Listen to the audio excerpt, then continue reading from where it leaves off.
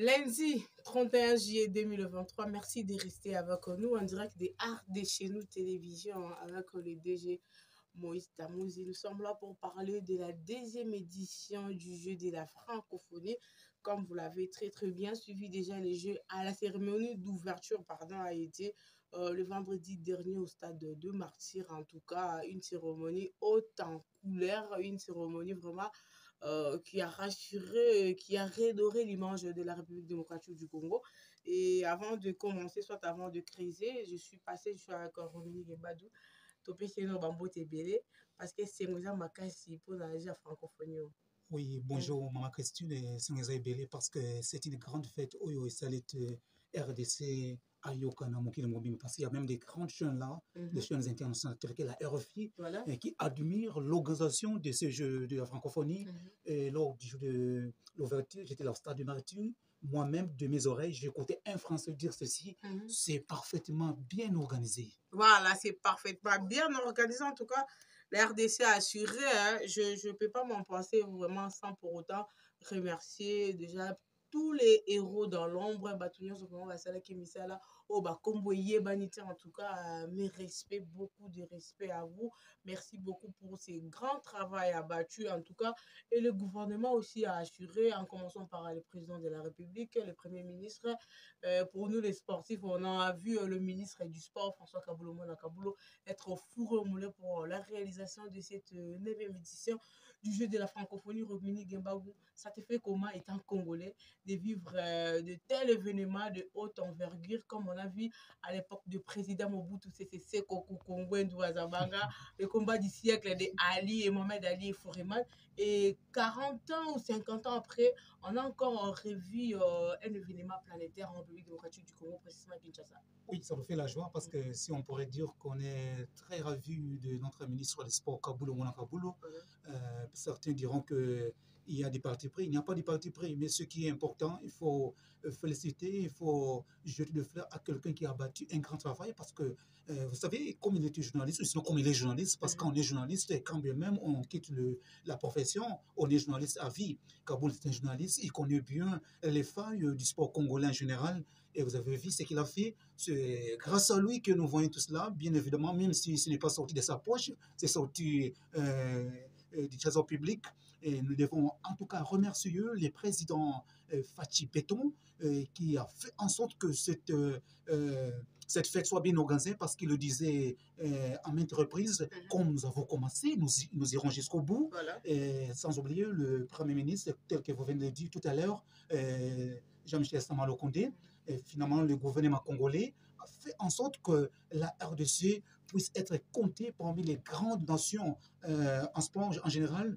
Et ce qui est important, Christine, nous devons faire des grands efforts maintenant. Nous avons des infrastructures, mais lors de cette compétition, il faut que nos athlètes arrivent à rafler plutôt beaucoup de médailles, voilà. Et surtout des médailles d'or, Christine. Voilà, parce qu'il ne suffit pas seulement d'organiser, il faut aussi des raflés de médailles pour faire aussi l'honneur du pays organisateur, la RDC, comme présentement.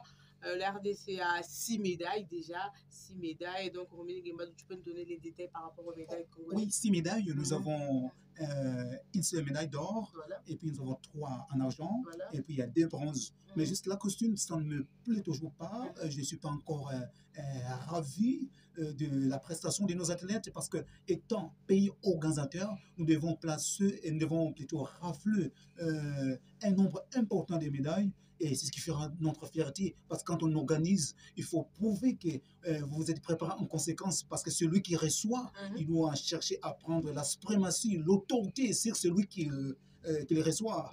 Voilà un peu, Christine. Donc, en ce moment indiqué, je dirais que nos athlètes doivent encore fournir, doivent faire beaucoup d'efforts.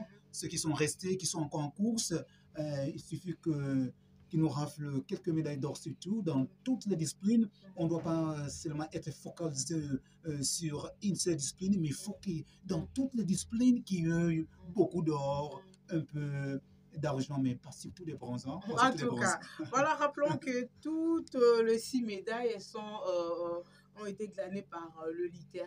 Donc, la lutte libre fait vraiment l'honneur de la République démocratique du Congo actuellement parce que c'est eux qui ont gagné toutes ces médailles-là. Donc, on attend aussi d'autres disciplines à rafler le médaille. Comme côté athlétisme, il y a eu une Congolaise qui a été 6e. On n'est pas satisfait. Moi, personnellement, je ne suis pas satisfaite. J'attends de voir des Congolais, soit des Congolaises, être parmi les 3 premiers. Et aussi, s'il faut parler des infrastructures au Guembado, actuellement, on a des gymnases basket, on a des gymnases côté lutte, judo, et puis on a de terrains de foot, vraiment. C'est un peu, ce sont des infrastructures modernes en plein 21e siècle. Et par rapport à l'utilisation, comment est-ce que vous voyez les Congolais utiliser ça? Parce que c'est là que ça fait très peur. Oui, c'est là qui se fait très mal, comme on a arrangé, et ils ne doivent pas être là pour déranger. Parce que, pour te le dire, les années passées, nos athlètes quittent le pays pour aller représenter valablement notre pays à l'étranger, mais je pense qu'ils étaient un peu complexés, défendre ou sinon participer à la compétition dans des gymnases là bien arrangés, modernes et là, mais comme ça devient aussi une réalité chez nous, je pense qu'ils ne seront plus complexés. Mais dès qu'on vient de dire là, l'utilisation parce que le peuple congolais, on n'est pas là pour critiquer les peuples congolais négativement, mais il y a quelque chose, c'est comme dans une maison, quand il y a des failles, maman est là pour éduquer les enfants, pour arranger, pour mettre de l'ordre dans la maison. Donc, je pense, de ce côté-là, les ministres des Sports doivent trouver des précautions qui vont faire en sorte que ces gymnases-là, tout ce terrain-là, les infrastructures en général, soient bien utilisées, soient bien respectées. Mais aussi, Christine, pas seulement les ministres des Sports, aussi l'État congolais, nous d'abord Congolais, nous devons être conscients de ce que nous faisons. Nous devons savoir que ce sont nos infrastructures, nous devons les garder propres, parce qu'ils nous appartiennent, ils appartiennent aussi à notre progéniture, ils appartiennent à notre postérité plutôt, voulais-je dire, parce que même nos enfants auront besoin de ça, comme on a rangé. Vous savez que ça a beaucoup rongé, c'est une affaire budgétivore, ça a rongé le trésor public, alors nous devons bien les garder pour que le jour qui vient, l'État congolais puisse aussi faire un petit ajout parce que ce n'est pas encore tout, Christine. Nous avons besoin de plusieurs stades, surtout en football. Cela pourra nous permettre un jour d'organiser la CAN. Ça fera encore une autre fierté, plus que même celle d'aujourd'hui. Voilà, plus que même celle d'aujourd'hui. En tout cas, on a été ravis de voir 31 délégations être ici à Kinshasa, déjà entre autres le Cameroun, le Congo, les Niger aussi, tant d'autres pays sont ici à Kinshasa. Ils sont bien logés aussi. Il y a un restaurant pour eux. Donc, c'est vraiment l'honneur en République démocratique du Congo. Et s'il faut dire un dernier mot, parce qu'on chute déjà, un dernier mot par rapport à ces 9e Jeux de la francophonie, oui. Un message au Kino surtout. Ouais, un dernier mot, comme vous le dites là, nous jetons toujours des fleurs à notre gouvernement parce que s'il faut faire une comparaison à l'édition organisée dernièrement en Côte d'Ivoire, je pense que même les Ivoiriens sont conscients et ils ont compris que le Congo est allé le plus loin possible pour redorer son image, pour prouver au monde que le Congo n'est pas un pays à blaguer, c'est un pays des sports. Mais tel que je vous l'ai dit là, sauf que du côté de raflement des médailles, où ça pose un peu problème. Mais je pense que les restes vont continuer à faire des efforts, comme je l'ai dit tout à l'heure, pour redorer doublement notre pays, parce que c'est déjà redoré avec les infrastructures. Mais il est question des glanures de médailles. Voilà. Donc, le message de la fin, je dirais que le peuple congolais soutient notre sport, qu'ils aillent massivement au stade, assister à des rencontres dans toutes les disciplines, finalement, judo, lutte, football, basketball. Et ça fera en sorte que nos athlètes, quand ils sont devant leurs adversaires, que les 12e hommes puissent être leur sujet de victoire, ou sinon leur synonyme de victoire. Voilà, leur synonyme de victoire. En tout cas, on a fini pour aujourd'hui, mais on continue sur le terrain. Et ici, chez RD, chez nos télévisions, on a fini, on met un point.